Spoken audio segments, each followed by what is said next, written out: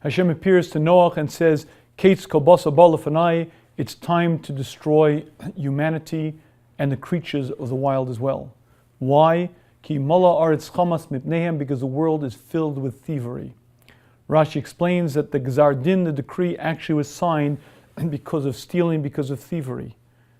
This Rashi is quite difficult to understand, because just a moment ago the pasuk tells us that Hashem told Noach that it's far worse than just stealing. The world is depraved. The entire world was filled with idol worship.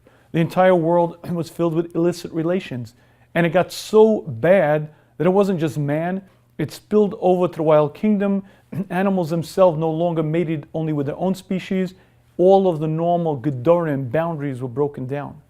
The world clearly was out of control. Why then does Rashi tell us that it was only because of stealing that the decree actually happened? And the answer to this is what the Medrash explains to us, that if you have a basket filled with sins, the one that demands immediate punishment is stealing. The Mefarshim explained to us that stealing is nowhere near as egregious as other sins, but stealing has a way of disrupting human relations. Hashem created the world and wants the world to continue.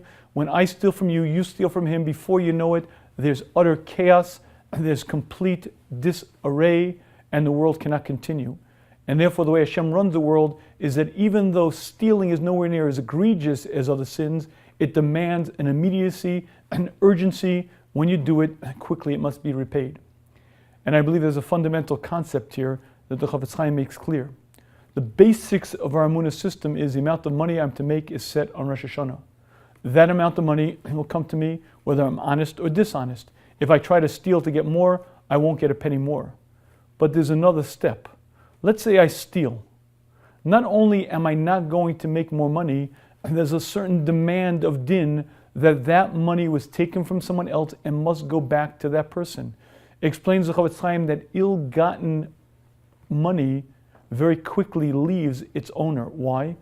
Because there's a demand. And din says it has to go back. It's not your property. So by stealing, not only don't you make more money, quite the opposite. You're awakening the midas hadin, and very quickly that money will be taken from you. And this concept, I believe, is very illustrative and very significant in our times.